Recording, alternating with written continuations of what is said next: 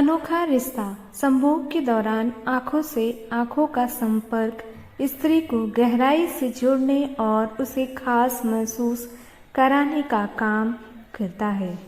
सुबह का वक्त था। दिशा ने बिस्तर से उठते हुए घड़ी पर नजर डाली। सुबह के 5:30 बज चुके थे। काफी देर से वह जगी हुई थी, लेकिन बिस्तर छोड़ने का मन नहीं हो रहा था। खिड़की से छन कर आती हल्की रोशनी ने इशारा किया कि दिन की शुरुआत हो चुकी है। उसने सोचा, अब उठ जाना ही ठीक होगा। वह बाथरूम में जाकर फ्रेश हुई और कमरे को ठीक करने लगी। थोड़ी देर बाद दूध वाले की घंटी बजी। दिशा ने दूध लिया और किचन में रखा। तभी उसके पति सचिन बाबू शहर पर जाने के लिए तैयार हो गए। दोनों के बीच संवाद कम ही होता था।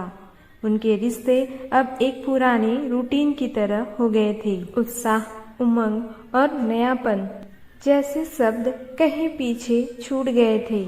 सचिन के जाने के बाद दिशा अखबार लेकर बैठ गई, लेकिन उसकी नजरें दीवार पे टंगी उस तस्वीर पर टिक गई जिस पर माला चढ़ी हुई थी।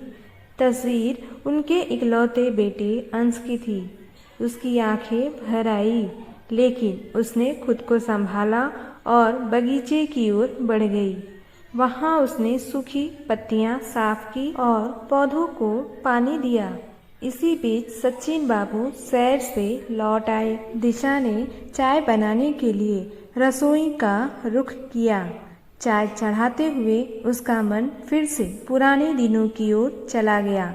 अंश, जो महज 18 साल का था, पढ़ाई में अव्वल और बेहद होनहार था।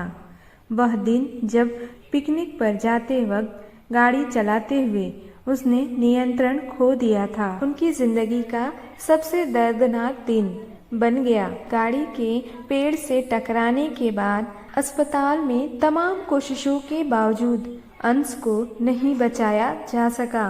उस दिन के बाद से दिशा और सचिन की जिंदगी में सन्नाटा सा छा गया। उन्होंने अंश के अंगों का दान कर दिया था, लेकिन बेटे के जाने का खालीपन हर वक्त उनके साथ था। तभी चाय उफने की आवाज ने दिशा की तंद्रा तोड़ी। उसने जल्दी से चाय छानी और लॉन में बैठे सचिन बाबू के पास ले गई। इतना बड़ा मकान और अब बस हम दोनों, सचिन बाबू ने उदासी से कहा। सोचा था अंश की शादी के बाद घर में चहल पहल होगी, लेकिन अब दिशा ने भारी मन से जवाब दिया, क्यों न ऊपर का हिस्सा किराए पर दे दे। सचिन बाबू ने सुझाव दिया। दिशा ने हैरानी से पूछा, किराए पर? हाँ, कम से कम घर में कुछ रौनक तो होगी, और अगर हमें कहीं बाहर जाना पड़े तो घर खाली नहीं रहेगा। उसी वक्त गेट पर आवाज हुई। अखिल शाह, करीब 35 साल का एक शख्स गेट से अंदर आता दिखाई दिया। उसने विनम्रता से नमस्ते करते हुए कहा, मैं अखिल शाह, मैं आपका मकान किराए पर लेना चाहता हूँ। कुछ शर्तों के बाद अखिल ने मकान किराए पर ले लिया। वह अपनी पत्नी अंकिता के साथ रहने आया। धीरे धीरे घर में रौनक लौटने लगी।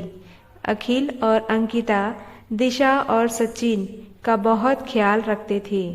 एक दिन दिशा की तबीयत अचानक बिगड़ गई। सचिन शहर से बाहर थे। अखिल ने रात दिन उनकी सेवा की। बर्फ की पट्टियां, दवाइयां, हर चीज का ध्यान रखा। अंकिता ने अखिल से पूछा, तुम्हें इनसे इतना लगाव क्यों है और इतना दूर मकान क्यों लिया? अखिल ने गहरी सांस ली और जवाब दिया, क्योंकि ये मेरी माँ है।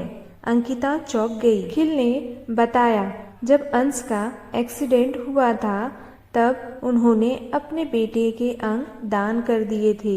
उन्हीं में से एक किडनी मेरे शरीर में प्रत्यारोपित हुई।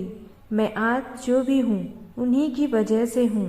इसलिए मैंने यह मकान किराए पर लिया ताकि उनकी सेवा कर सकूं। यह सुनकर अंकिता की आंखों में आंसू आ गए।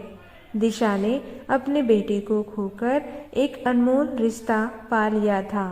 एक ऐसा बेटा जो खून का नहीं पर दिल का जुड़ा हुआ था। वह रिश्ता अनोखा था जिसमें सेवा और सम्मान की भावना थी। माँ और बेटे का यह बंधन खून से नहीं बलिदान और आभार से बना था। दोस्तों, आपको ये कहानी कैसी लगी कमेंट बॉक्स में कमेंट करके ज़रूर बताएं। वीडियो अच्छी लगे तो प्लीज़ एक लाइक ज़रूर करें। चैनल पे न्यू हो तो चैनल को सब्सक्राइब कर लें, जिससे आपको लेटेस्ट अपडेट मिलती रहेंगी। वीडियो देखने के लिए धन्यवाद।